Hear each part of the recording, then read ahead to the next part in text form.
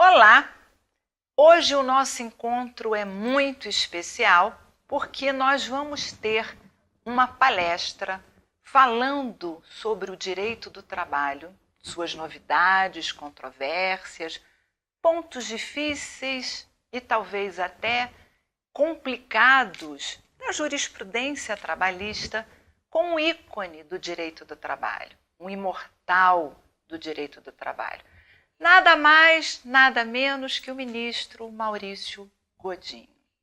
Além de mestre e doutor, acadêmico, escritor de diversos livros, artigos jurídicos, renomado, respeitado, jurista e doutrinador que influencia tantos e tantos operadores do direito.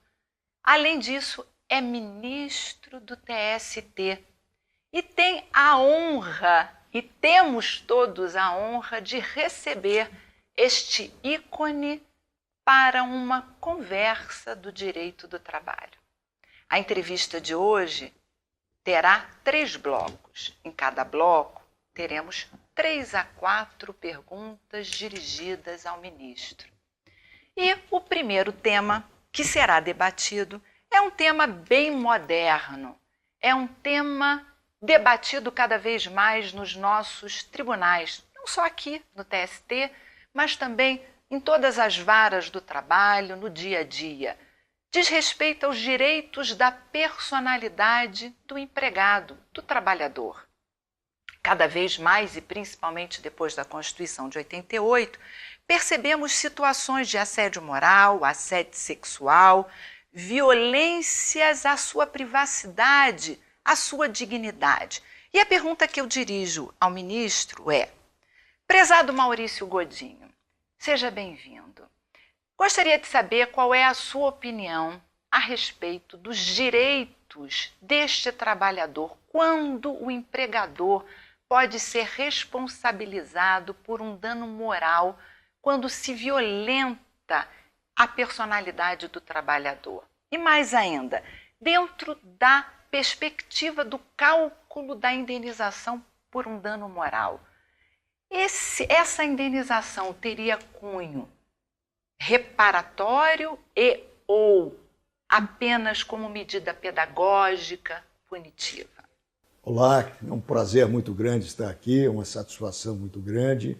Quero agradecer as palavras da professora Volha, jurista notável da nova geração, que muito nos orgulha, e agradecer também a oportunidade de participar desse diálogo com os colegas de todo o país. O tema trazido é de grande interesse, talvez seja o tema de maior impacto no direito do trabalho dos últimos 25 anos, porque ele é filho da Constituição de 1988. Realmente, antes da Constituição de 88, não tínhamos, na realidade trabalhista brasileira, a descoberta do universo da personalidade do indivíduo que vive do trabalho. Esta foi uma das grandes, entre as inúmeras, contribuições da Constituição do Brasil para o aperfeiçoamento da nossa ordem jurídica. O direito do trabalho brasileiro hoje é outro, exatamente em função dessa influência e harmonização com os grandes avanços trazidos pela Constituição. Realmente, a Constituição, no seu artigo 5º e nos diversos incisos que tratam dos direitos da personalidade do ser humano e, portanto, também daquele que vive do trabalho, estabelece a tutela dos direitos da personalidade, particularmente com respeito a esse tema específico, que é muito amplo, que é o tema das indenizações por dano moral e material, inclusive dano também estético, se for o caso, no âmbito das relações de trabalho e da relação de emprego em particular. A influência desse tema novo constitucional é tão grande que hoje nós podemos dizer que, de uma maneira indireta, o poder empresarial foi atenuado na ordem jurídica brasileira em virtude desse contraponto que surgiu nos últimos 25 anos com relação ao necessário respeito à dimensão da personalidade humana do indivíduo que vive do trabalho. A jurisprudência avançou bastante com relação a esse tema, e a doutrina também, naturalmente. Eu diria que hoje nós temos claramente a presença de 3 requisitos para uma eventual indenização por dano moral ou material com relação a danos inerentes ao cotidiano da vida trabalhista. Em primeiro lugar, o dano. É preciso que haja um real dano. Com relação à presença desse dano, é preciso se esclarecer que não cabe se evidenciar ou comprovar a lesão de ordem moral, mas, evidentemente, é preciso se evidenciar o fato que deu origem à lesão. Vamos a um exemplo. O trabalhador alega que foi ofendido por alguma chefia. A chefia o tratou de uma maneira desrespeitosa, com uma virulência verbal. A lesão ele não tem que provar, mas o fato, sim. É evidente que, digamos, a empresa se defende dizendo, olha, não houve esse fato, não houve o enunciado de palavras de baixo calão, não houve virulência verbal, ao contrário. Então, o fato tem que ser comprovado, mas não a lesão. A lesão, ela é suposta, desde que tenha ocorrido o fato. Um segundo exemplo, muito comum no cotidiano, é a doença ocupacional. Você não tem que provar se a doença traz uma lesão ao patrimônio moral do ser humano, mas tem que provar a existência da doença naturalmente. O segundo elemento muito importante é o nexo causal. É preciso que haja uma correlação de fato, uma correlação de causa e efeito entre aquele fato e o ambiente laborativo. Essa correlação pode ser maior ou menor, mas ela tem que existir.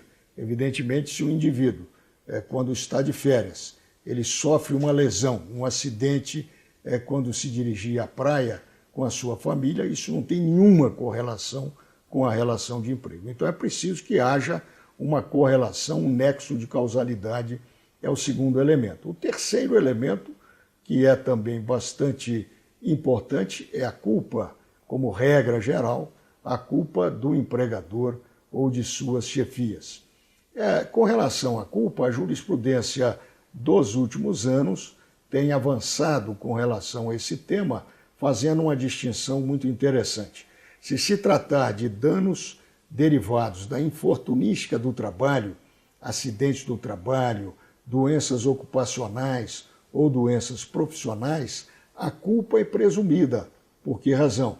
Porque o empregador é que estrutura o ambiente empregatício e, por essa razão, ele tem que criar condições rígidas para a boa prestação de trabalho, naturalmente salvaguardando a saúde e a segurança do trabalhador. Então há uma presunção de culpa se tratar de um dano derivado da infortunística do trabalho.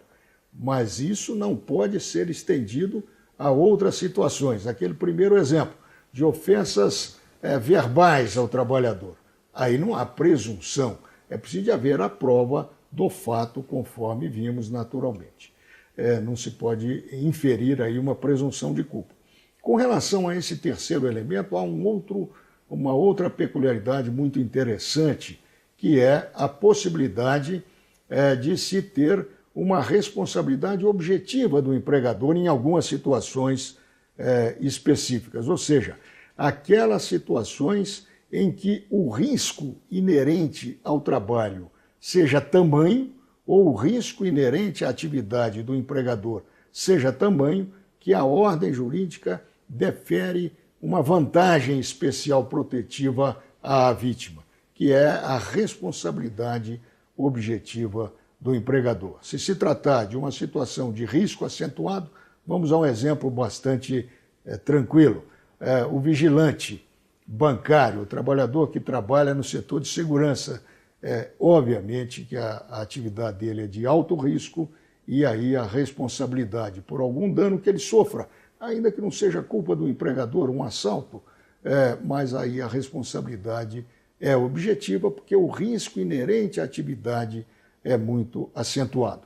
Na fixação da correspondente indenização, particularmente a indenização por dano moral, a Constituição da República fez uma escolha jurídica. Toda escolha jurídica pode ser objeto de crítica, mas sim, em se tratando de uma escolha constitucional, nós temos que compreendê-la e aplicá-la, independentemente do debate acadêmico, se trata de uma boa ou uma escolha que não foi a melhor, a mais conveniente. O fato é que a Constituição fez uma escolha pelo juízo de equidade na fixação da indenização pelo magistrado. Nesse juízo de equidade, o magistrado tem de levar em conta uma série de aspectos subjetivos, isto é, relacionados ao empregador, aspectos subjetivos relacionados também ao trabalhador, dependendo da situação concreta envolvida, e aspectos objetivos com respeito ao tipo de lesão, se a lesão foi muito grave, se foi uma lesão menos grave, ou se trata de uma lesão bastante leve, o que não quer dizer que ela não deve ser indenizada, mas isso afeta o montante da indenização. Além disso, há também aspectos circunstanciais, que são aqueles aspectos que envolvem a maneira como o fato se deu, porque pode haver circunstâncias atenuantes ou circunstâncias agravantes.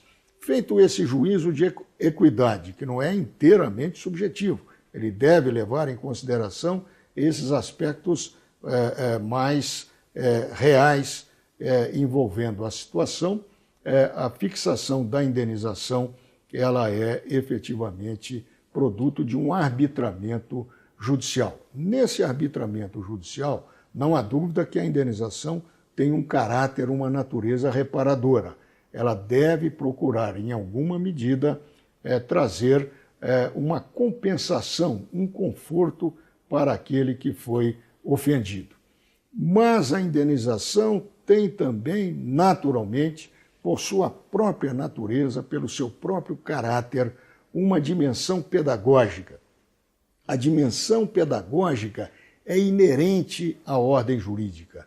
A lei sempre tem uma dimensão pedagógica, da mesma maneira que a indenização tem uma dimensão pedagógica. Então, por essa razão, ao fixar a indenização, o magistrado tem que levar em conta um montante que também alerte o empregador de que a conduta dele não foi a conduta recomendável e ele deve procurar se aperfeiçoar no futuro. Essa dimensão pedagógica está, sim, respaldada pela Constituição e, particularmente, pelo princípio da proporcionalidade e também pela própria natureza da indenização. Fala-se também na dimensão punitiva. Eu creio que a dimensão punitiva ela estaria também, seria também inerente à indenização. Mas, do ponto de vista prático, a expressão dimensão punitiva costuma provocar maior reação, particularmente na doutrina de direito civil. Eu creio que se nós ficarmos na dimensão reparadora com a dimensão pedagógica, a qual já embute uma certa punição, nós ficaremos mais confortáveis no contexto constitucional fixado com relação a essa parcela e a esse instituto.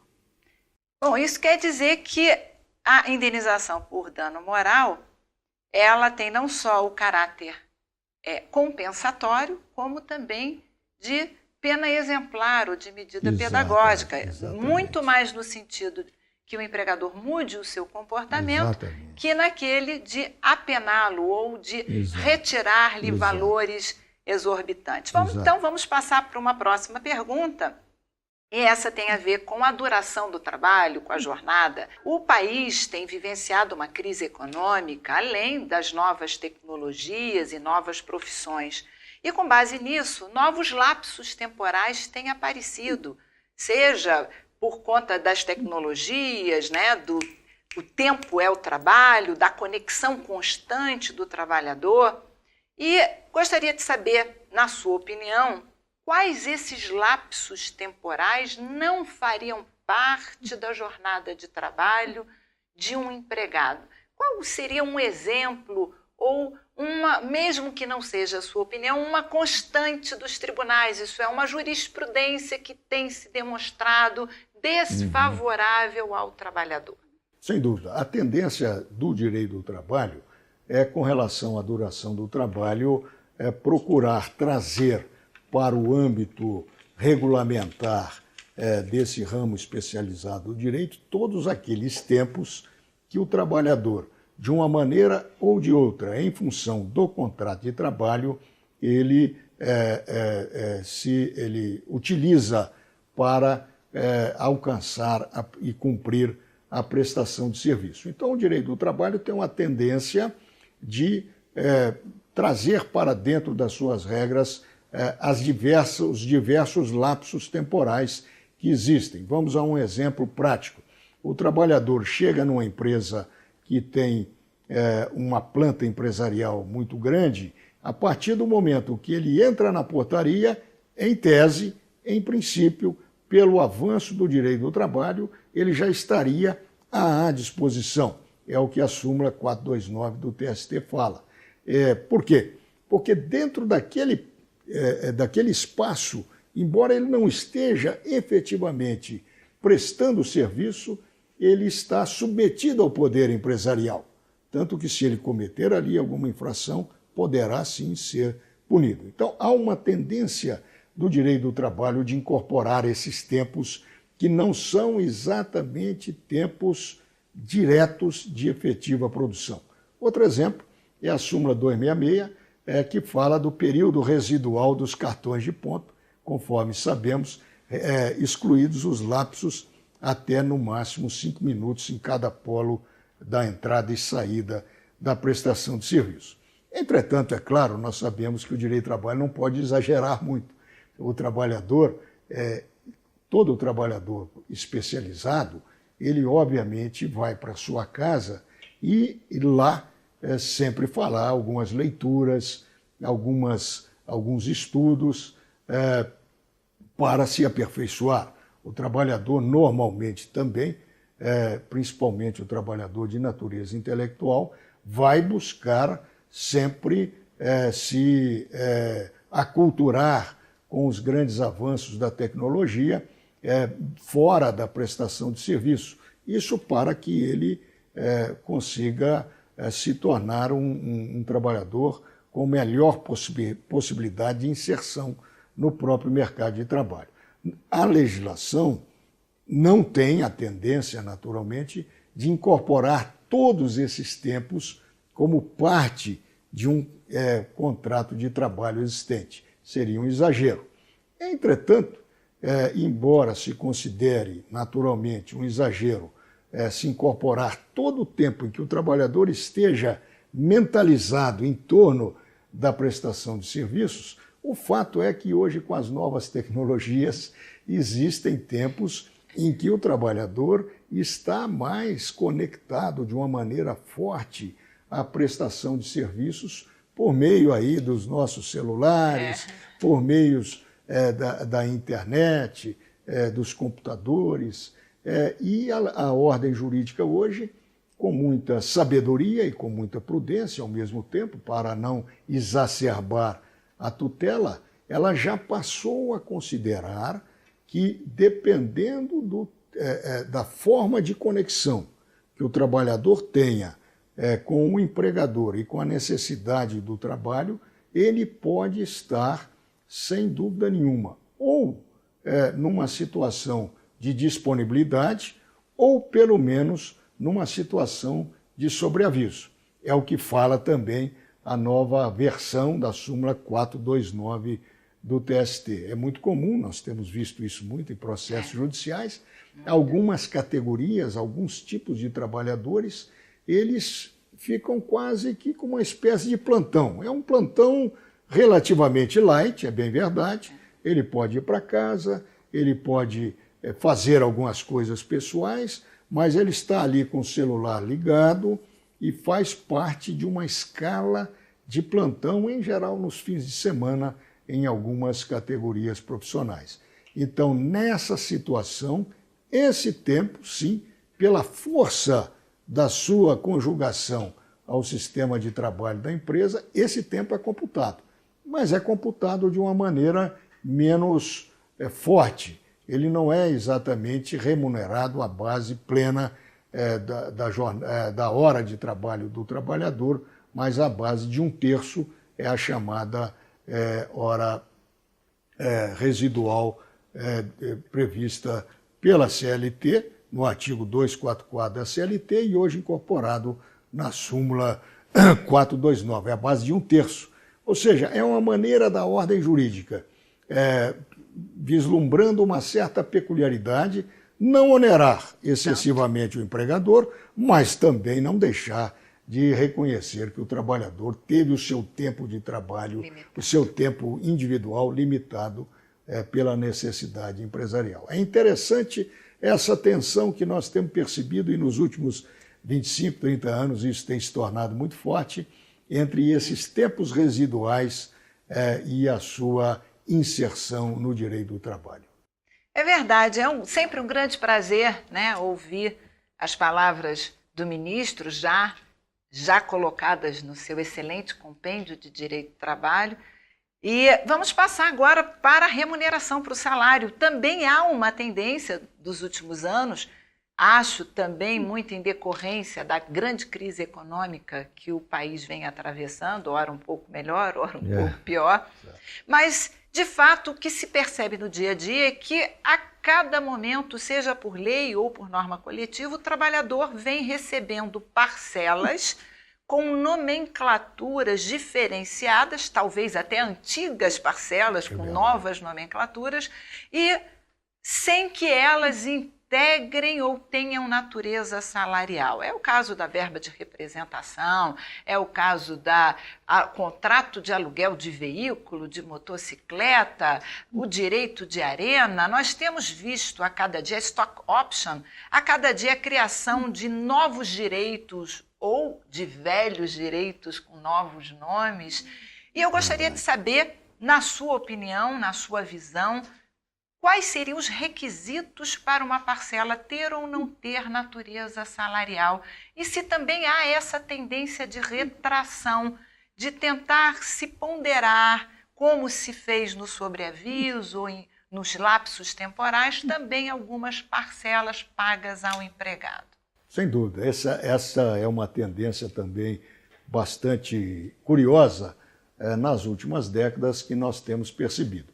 A linha geral do direito do trabalho é trazer para dentro das suas normas de tutela todas as retribuições materiais, diretas ou indiretas, que o empregador oferta ao trabalhador em decorrência do contrato de trabalho. Isso é o que diz a CLT.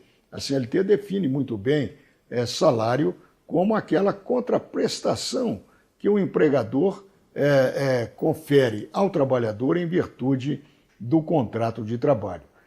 Não importa se essa contraprestação é em pecúnia, em dinheiro, ou em bens materiais ou em serviços.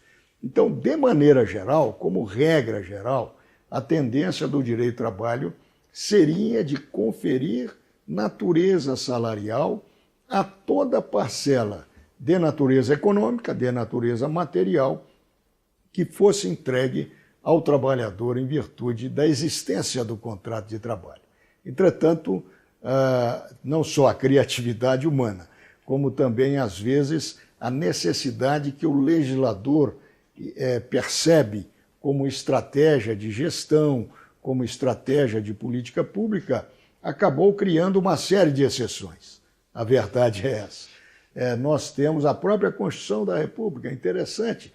Antes de 5 de 10 de 1988, a parcela da participação nos lucros era considerada unanimemente na doutrina como verba salarial, do tipo gratificação. Nós tínhamos até uma súmula do TST nessa linha. A Constituição, entretanto, trouxe uma nova conformação jurídica para o assunto, dizendo que a participação nos lucros, é claro, a verdadeira participação nos lucros, entenda-se o espírito da Constituição, ela não pode ser mais considerada, segundo a Constituição, vinculada à remuneração. Então, a própria Constituição da República, que foi tão avançada em vários aspectos, ela já fez a sua ressalva, né, dando uma ideia de que a legislação estaria autorizada a fazer ressalvas. E nós temos percebido realmente na legislação uma tentativa de, eventualmente, em algumas categorias profissionais, estabelecer ressalvas. Recente alteração na lei do atleta profissional também procurou estabelecer uma normativa um pouco diferente daquela consolidada na jurisprudência sobre essa participação com relação a algumas verbas do atleta profissional de futebol, principalmente do direito de imagem. Hoje, nós claramente na jurisprudência do TST ainda não estamos examinando processos novos. É interessante, sobre a nova lei. Por alguma razão, o assunto não está tão forte. Mas nós temos vários processos de atletas sobre a antiga regência em que nós temos tido cuidado de dizer processo julgado sob a regência anterior à modificação da Lei Pelé, modificação recentíssima de 2 anos atrás.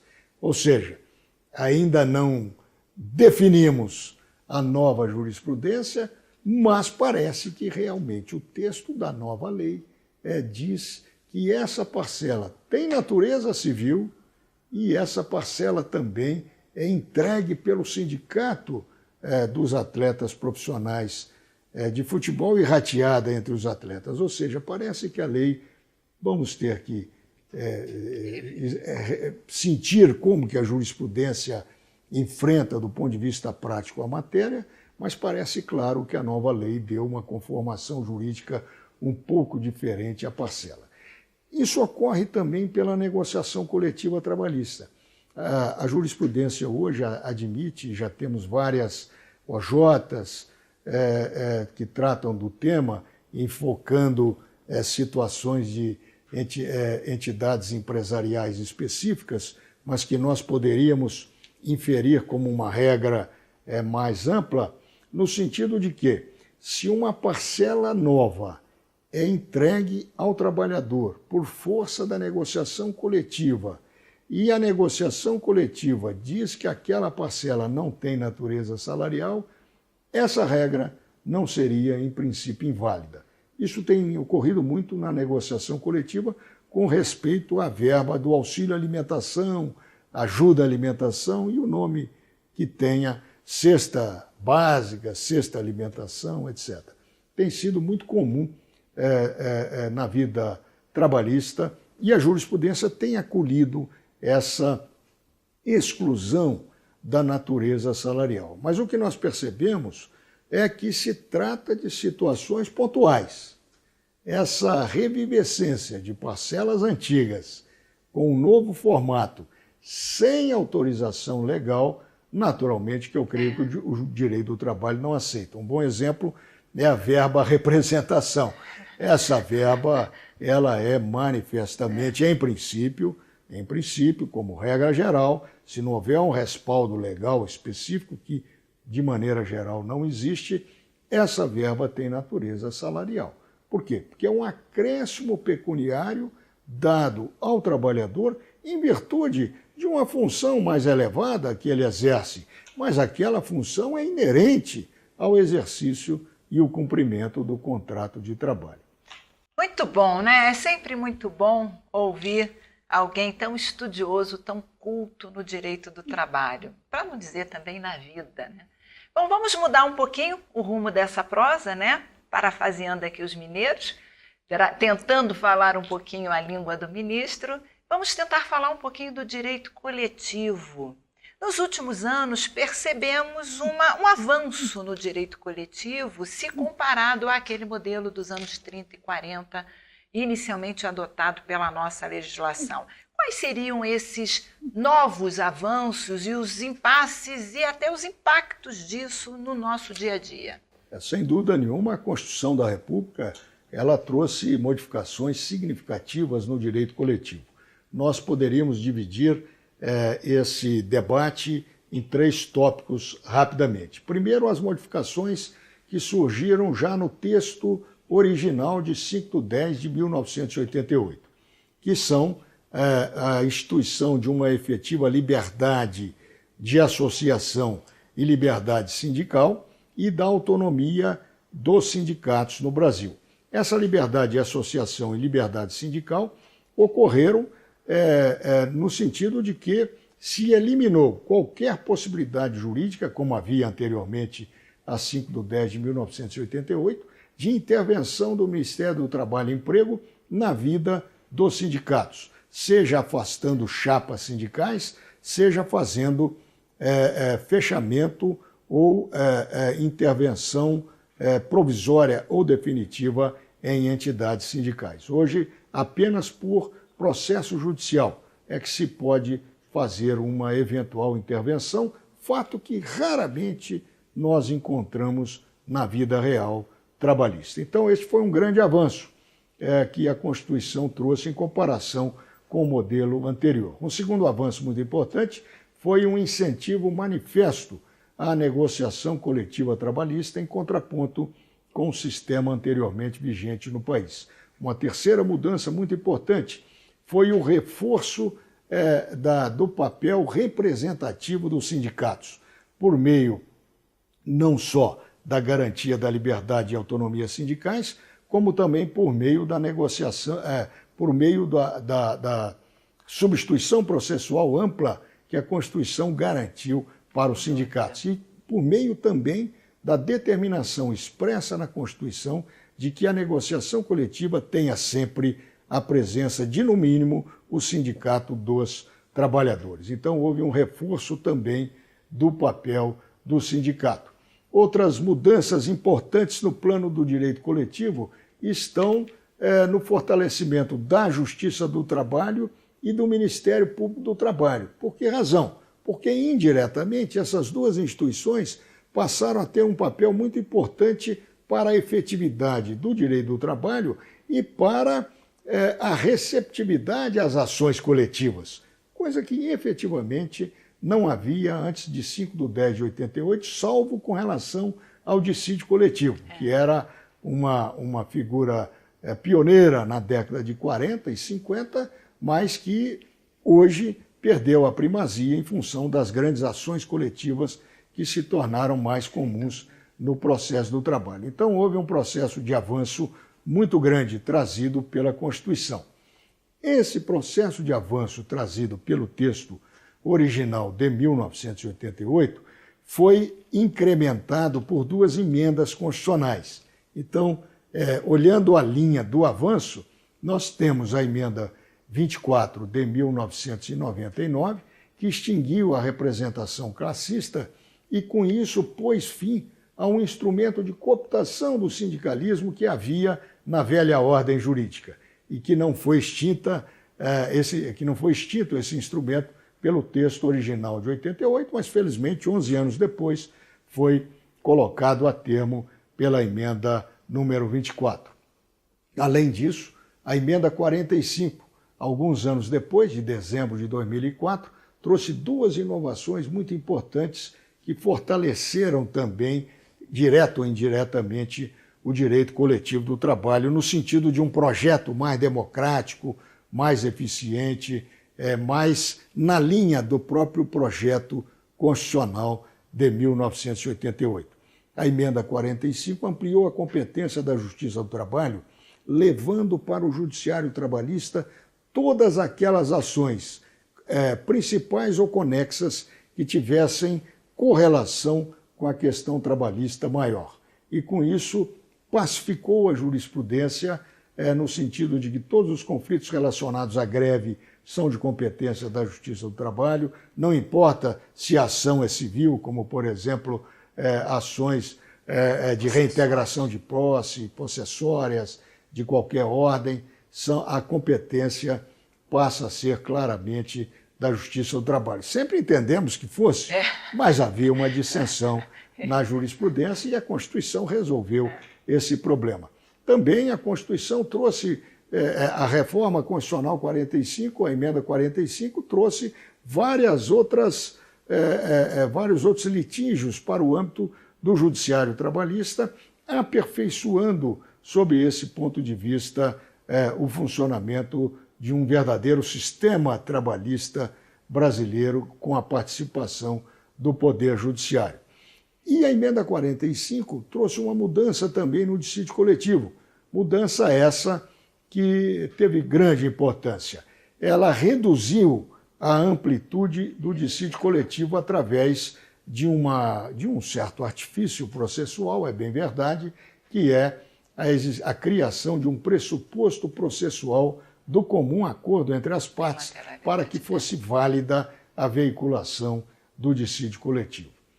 É claro que essa restrição do dissídio coletivo de natureza econômica pode ser compreendida a uma primeira vista como uma diminuição do direito coletivo do trabalho brasileiro. Entretanto, nós temos que ponderar o seguinte: o dissídio coletivo de natureza econômica, claramente sempre foi criticado por isso, era um concorrente estatal e judicial à negociação coletiva trabalhista.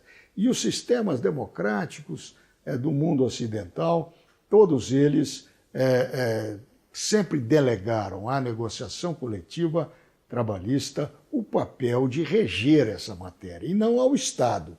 A ideia de o Estado reger uma questão coletiva dessa ordem não costuma ser muito boa, do ponto de vista genérico. O Estado, quando ele interfere, ele pode interferir para bem e para o mal também, como a história brasileira demonstrou muitas vezes no período antes de 5/10/88. Então havia uma crítica democrática à amplitude do dissídio coletivo.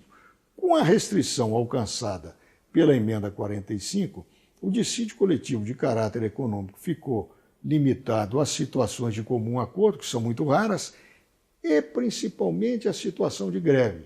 E aí, de fato, é um contexto em que o conflito se exacerba e o dissídio coletivo pode ser exercitado, inclusive pelo sindicato de trabalhadores, e não só, como a jurisprudência antiga do TST determinava, apenas pelo empregador ou pelo Ministério Público do Trabalho. Com isso, eu creio que nós temos, de novo, uma situação de equilíbrio. As três partes, considerando o Ministério Público também como um agente importante nas questões do direito do trabalho e nas questões coletivas, podem acionar o judiciário no caso de greve. E, no caso de greve, o poder normativo volta a ter aquela possibilidade, aquela prerrogativa, aquela dimensão maior que permite uma boa atuação no caso desse conflito coletivo. São esses os avanços que nós tivemos. Tivemos mais 2 avanços no plano da ordem jurídica infraconstitucional, que foi o reconhecimento das centrais sindicais por uma lei específica e também, finalmente, a ratificação da Convenção Internacional número 151 da OIT, que foi também um importante avanço porque permitiu, ainda que com limitações e peculiaridades oriundas da própria Constituição, um certo avanço, ou pelo menos um início da negociação coletiva nas entidades estatais de direito público. Esses são os avanços. Agora temos os problemas. É claro que não houve consenso na Constituição e nem no período posterior para superar alguns problemas do nosso sistema do direito coletivo. Primeiro, a unicidade sindical. A Constituição manteve a unicidade sindical, conforme sabemos, no artigo 8º, inciso 1 e 2, manteve o sistema de enquadramento sindical e todos nós sabemos que essa peculiaridade do sistema brasileiro tem sido objeto de críticas e tem demonstrado uma incompatibilidade com o dinamismo da vida democrática. O fato é que tem sido provavelmente uma das razões pelas quais, na democracia, o sindicalismo, ao invés de ter se fortalecido em alguns casos até se enfraqueceu. Ou seja, a unicidade num contexto democrático não tem se mostrado muito funcional, muito prática. Ela tem levado a uma pulverização, a um enfraquecimento do sindicato, principalmente dos trabalhadores, que é onde o sindicato tem um papel mais significativo. Outro aspecto que foi mantido pela Constituição de 88, indiretamente, na medida em que ela reconhece outras contribuições reguladas por lei. É o antigo imposto. Que é o antigo imposto sindical, hoje com o nome mais eufemístico de contribuição sindical obrigatória, que é um sistema também que compromete a rigidez, a liberdade sindical de associação e também o próprio fortalecimento do sindicato. Por quê? Porque se o sindicato não é forte, não é legítimo, mesmo assim ele tem a garantia de um financiamento compulsório. Nós sabemos que a contribuição sindical obrigatória é objeto de muitas críticas daqueles que examinam, da grande parte da doutrina que examina e estuda o direito coletivo do trabalho brasileiro. Nós podemos dizer, então, que tivemos um número de avanços muito significativo, mas temos também problemas. Temos a avançar porque esses nódulos, esses problemas, principalmente esses dois aspectos, não foram realmente superados e nós não percebemos no curto prazo, pelo avanço dos debates, que nós iremos alterar esses dois aspectos. Aparentemente não. Do ponto de vista jurisprudencial, não há, me parece, nenhuma possibilidade de superarmos esses dois aspectos por uma criação interpretativa. Seria uma criação, me parece, desrespeitosa da Constituição. É uma escolha política que o país fez, que está na sua Constituição, mas que aparentemente não tem trazido os melhores resultados, porque naturalmente nós temos percebido um processo de pulverização e enfraquecimento do sindicalismo de maneira geral no país. Bom, depois desse passeio no direito coletivo, vamos entrar no nosso segundo bloco. E esse segundo bloco de perguntas, ele se volta mais para quê? Para o TST, para a nossa jurisprudência trabalhista. E o que se percebe, ministro, é que nos últimos anos a jurisprudência tem tido uma grande mudança, principalmente depois da Emenda Constitucional 45, quando 10 novos cargos de ministros foram finalmente, em 2007, ocupados. O senhor poderia apontar quais seriam essas mudanças ou qual seria a tendência de mudança? Realmente a Emenda 45 ela trouxe modificações importantes no sistema judicial trabalhista. Na Justiça do Trabalho, entre as mudanças, já falando até de algumas, ela recompôs as 10 vagas dos classistas que foram extintas pela Emenda 24 de 1999. Nessa recomposição, ela foi completada no ano de 2007. Então, no ano de 2006 e 2007, nós tivemos realmente uma mudança percentual significativa no Tribunal Superior. Essa mudança percentual deu origem, naturalmente, a uma renovação da jurisprudência. E há vários pontos que me parecem muito importantes nessa renovação. Nós poderíamos adotar pontos do direito individual e do direito coletivo do trabalho. Tomando um aspecto do direito coletivo do trabalho, que me parece de grande importância, é a nova jurisprudência do TST, hoje bastante consolidada, ela definiu com muita clareza e que me parece com muita correção, dentro de uma linha da interpretação da Constituição da República de 1988, os poderes e os limites da negociação coletiva trabalhista. É claro que a negociação coletiva trabalhista foi incentivada e fortalecida pela Constituição da República, mas ela tem que ser compreendida naturalmente, é isso que faz a jurisprudência atual do TST, como um instrumento de aperfeiçoamento do direito do trabalho, assegurando aquela elevação do patamar civilizatório mínimo que caracteriza o direito do trabalho e que responde pelas razões da sua existência no mundo ocidental, dentro de um contexto de uma relação de poder diferenciada, como é a relação de emprego. Nesse quadro, a jurisprudência hoje pacificou, e há súmulas OJs e uma pletora de decisões nessa linha, de que a negociação coletiva trabalhista pode alterar verbas trabalhistas no seguinte sentido. Primeiro, para elevar o patamar de contratação. Isso não há nenhuma dúvida. Em segundo lugar, se a norma jurídica estatal, a lei ou a própria Constituição, tiverem claramente autorizado, naquele caso concreto, que a negociação coletiva faça um ajuste, uma modulação ou até uma flexibilização.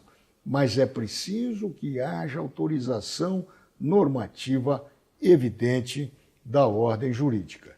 Fora isso, a negociação coletiva não pode flexibilizar parcelas, direitos, diminuir e restringir direitos, porque esse não é o seu papel democrático na ordem jurídica do país. Essa clareza com relação a esses aspectos, tanto os poderes quanto os limites da negociação coletiva são muito importantes. Então nós tivemos o cancelamento de várias súmulas e orientações jurisprudenciais que apontavam no sentido contrário, e hoje me parece que não temos mais praticamente nenhuma súmula nem orientação jurisprudencial que fale na direção inversa. Isso é muito importante porque traz uma interpretação da negociação coletiva nos claros limites de afirmação da Constituição da República, porque a jurisprudência, naturalmente, tem um papel muito significativo na direção de interpretar e dar concreticidade, dar concretude, dar efetividade à nossa Constituição, que é uma Constituição de alta qualidade e nós devemos realmente cumpri-la. Bom, já que estamos falando da mudança na jurisprudência, pergunto da recente modificação, também não tão recente, de 2012, da súmula 277, que trata exatamente da ultratividade, dos efeitos das cláusulas normativas nas convenções e nos acordos. Queria saber mais ou menos em que medida isso aconteceu, qual é o efeito prático disso e se percebe-se uma resposta da sociedade, se foi vantajoso para os trabalhadores e, obviamente, para os empregadores. Sem dúvida, essa mudança da súmula 277, ela foi também muito importante no contexto dessa compreensão do sentido da Constituição da República. A Constituição da República favoreceu, conforme vimos, o fortalecimento dos sindicatos de trabalhadores, embora com algumas contradições, conforme já examinamos, e, ao mesmo tempo, favorecia o papel da negociação coletiva trabalhista. Mas havia um desajuste na jurisprudência anterior. A jurisprudência anterior, que prevaleceu por mais de 20 anos, ela dizia que os instrumentos coletivos negociados vigoravam só pelo prazo fixado em suas cláusulas. 2 anos, por exemplo, 1 ano, por exemplo, que era o padrão usualmente fixado no dispositivo de uma convenção coletiva ou de um acordo coletivo do trabalho. Ora, essa interpretação trazia uma debilidade terrível para a negociação coletiva do trabalho e para a atuação coletiva dos sindicatos. Por que razão? Porque já se sabia que naquela data X, vamos dar um exemplo, no dia 30 de setembro de 2010, de 2012, de 2013, o instrumento coletivo negociado estava vencido. A partir de 1º de novembro, 2 de novembro do mês seguinte, desapareceriam 100 cláusulas que traziam direitos no âmbito daquela categoria profissional ou no âmbito daquela empresa. Essa interpretação era tão extremada que os próprios empregadores não a seguiam na prática. Imaginem se você trabalha numa empresa e, a partir de um dia X, você perde vários direitos. Obviamente que isso abala o ambiente empregatício, abala a autoestima, o zelo, o interesse daquela comunidade trabalhista. Era tão extremada a interpretação que ela nem era seguida do ponto de vista prático pelos empregadores, salvo quando havia conflito. Havendo conflito, alegava-se a presença dessa restrição interpretativa. Então era necessário que nós adequássemos naturalmente a súmula. E hoje ela está absolutamente correta, me parece, porque ela diz o seguinte: as cláusulas das convenções e acordos coletivos vigoram pelo prazo assinado e até que surja nova convenção ou acordo coletivo ou sentença normativa também, porque nós temos essa peculiaridade no direito brasileiro. Com isso, essa nova interpretação se ajusta mais à Constituição da República, porque não cria um vácuo normativo e, ao mesmo tempo, estimula empregadores e trabalhadores a que busquem a negociação coletiva para mudar aquilo que eles consideram necessário de ser alterado. Portanto, embora haja um pouco de dificuldade de interpretação dessa nova vertente hermenêutica, o fato é que ela é bastante equilibrada e ela, ao mesmo tempo, favorece uma certa estabilidade na gestão da relação de emprego, o que é altamente positivo, ao mesmo tempo em que também favorece a que as partes, tanto o empregador quanto o sindicato de trabalhadores, busquem firmar um novo acordo coletivo para aperfeiçoar, se for o caso, aquelas regras anteriormente existentes. Bom, vamos iniciar esse nosso terceiro bloco matando uma curiosidade de todos nós. Vamos falar um pouquinho da vida profissional do ministro Maurício Godinho. E a primeira pergunta que eu faço é, sabendo que a sua vinda para o TST ocorreu nos anos de 2007, salvo engano, e que já temos algum tempo passados da sua vinda para cá, quais foram os maiores desafios enfrentados e exatamente daqueles seus objetivos, quais foram os cumpridos e os não cumpridos?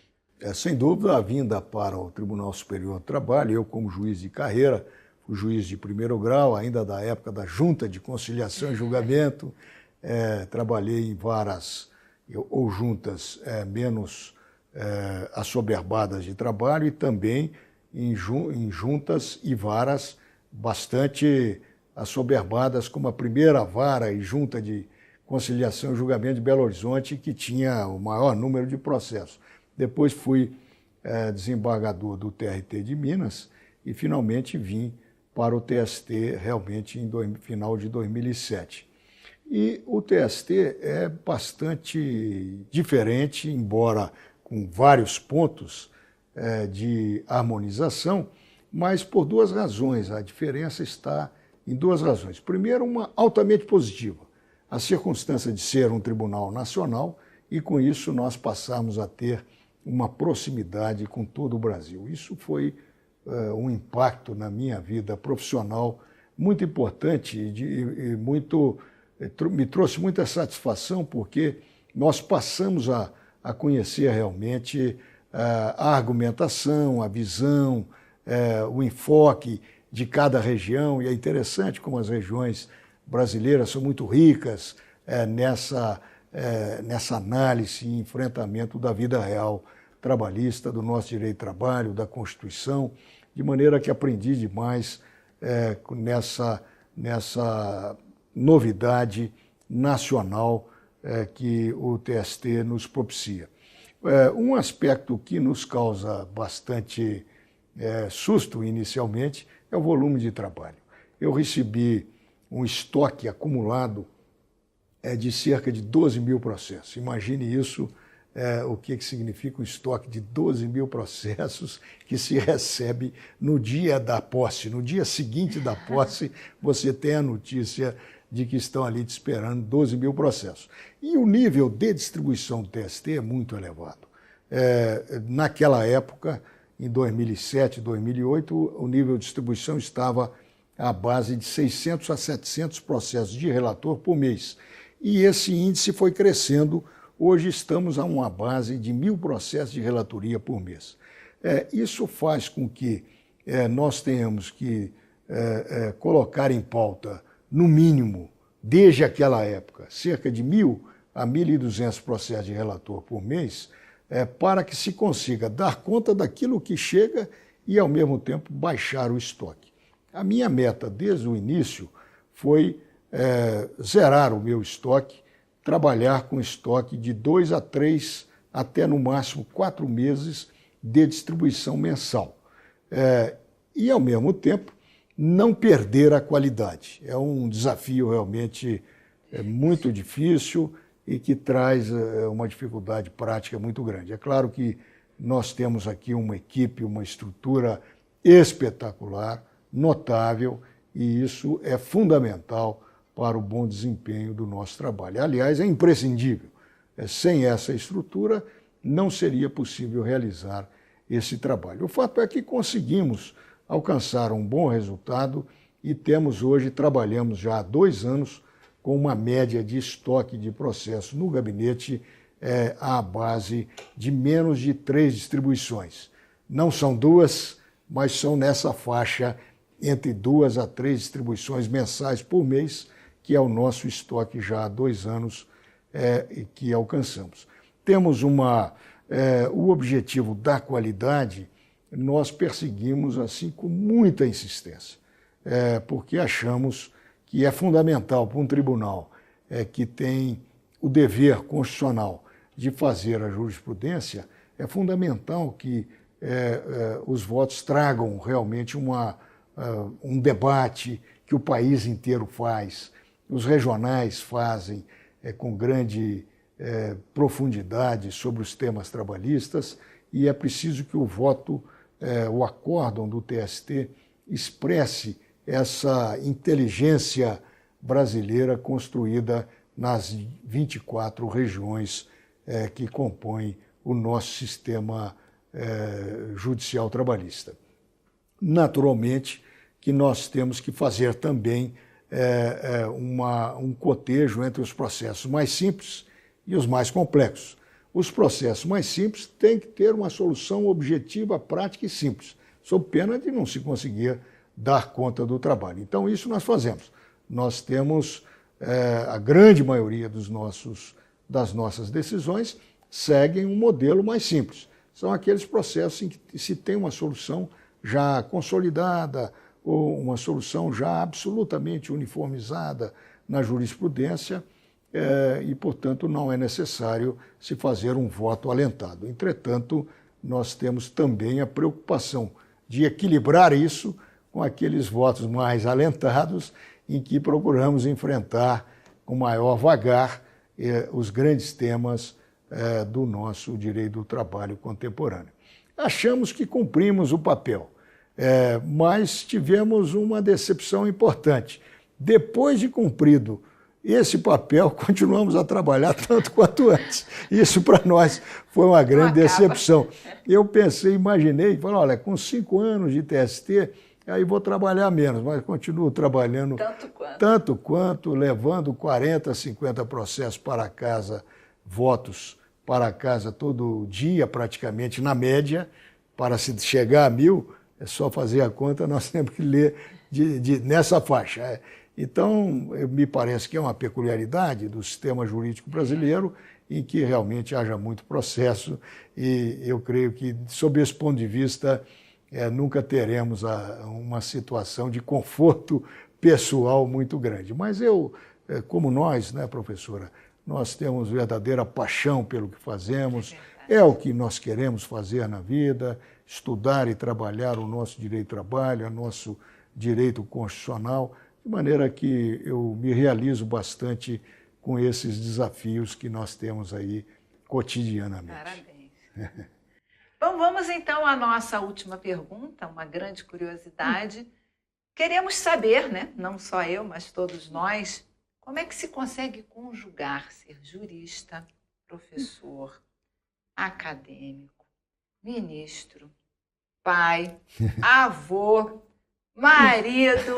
Como é que todas essas figuras, ícones, né, imortais, consegue algum tempo para a vida pessoal e é fácil essa conjugação desses papéis? Bom, realmente a vida do juiz, e eu me lembro, eu sou filho de juiz, meu pai era juiz de direito do interior de Minas. Então, nós fizemos, a família do meu pai, com meus irmãos, fizemos aquele périplo pelo interior de cidades pequenas de Minas. E uma das imagens que eu lembro de meu pai é que o meu pai acordava às 6 horas da manhã e ia para o escritório, naquela época era a máquina Remington, e fazia muito barulho. Então o barulho lá em casa de digitar, hoje falamos digitar, naquela época datilografar, começava às 6 horas da manhã. E ele, quando voltava do fórum no final da tarde, ele retomava depois do jantar, 7 horas da noite, 19 horas, e até às 11 horas. Então essa imagem eu tenho, tanto que eu oscilava quando eu era criança, sempre quis ser juiz, sempre quis seguir a carreira do direito, desde muito jovem. Mas eu falava, será que eu vou ser juiz e eu vou ter que trabalhar igual meu pai? E de maneira que é uma característica da função do juiz, no Brasil pelo menos, nós temos muito processo e parece que o nosso sistema é assim mesmo, então nós temos que nos acostumar a isso. Mas eu aprendi na vida que quando se gosta do que se faz, quando se entende que trabalhar além dos desafios é também um prazer, é uma realização, é uma sensação de que se está dando alguma contribuição para a comunidade que nos trata tão bem, né, para o país, para a realização da ideia de justiça. Eu creio que isso equilibra bem, compensa, equilibra os sentimentos. E eu também gosto demais de estudar, da vida acadêmica, o contato também com os alunos e com os professores. Esses debates trazem grande satisfação, grande realização, de maneira que eu creio que consigo equilibrar essas dinâmicas que são relativamente também harmônicas. Eu procuro ficar dentro da minha área, né? Aproveitando o material da magistratura para as reflexões acadêmicas, porque senão ficaria muito difícil. Então, procuro harmonizar as funções de maneira que uma colabore com a outra, contando sempre também com a parceria, a compreensão e o amor mesmo da minha família, que para mim é a minha grande realização, né? Esses papéis aí que todos nós temos, né? De pai, de filho, de irmão, de avô, agora eu sou avô, de maneira que a minha família também participa comigo das minhas alegrias, das minhas tristezas, e eu tenho uma grande harmonia nesse contexto. E de maneira que eu me sinto muito agradecido a todos aqueles que comigo participam, os servidores, desde lá as antigas juntas de conciliação e julgamento, as varas trabalhistas, no TRT, os colegas também, que sempre são uma fonte de estímulo, né? Esse debate acadêmico, para mim, é uma fonte de aprendizado permanente, de maneira que eu tenho só que agradecer mesmo essa oportunidade que se renova cotidianamente na minha vida de participar da realização do direito e que faz parte do meu sonho cotidiano de viver. Bom, gente, eu tenho muito a agradecer, não só pelo tempo, a disponibilidade, a cultura e essa oportunidade de passear no direito individual e no direito coletivo, sob o olhar, né, a crítica, a experiência de um ícone, o imortal do direito do trabalho. Muito obrigada por tudo. Queremos tê-lo mais vezes nos nossos cursos, mostrar para os alunos e para todos os operadores do direito o quão é importante estudar, estar à frente da academia, do direito do trabalho, e que, apesar de imortais, somos seres humanos, né? Isso é muito importante. Muito obrigada. Muito obrigado, professora. Obrigado a todos e a todas.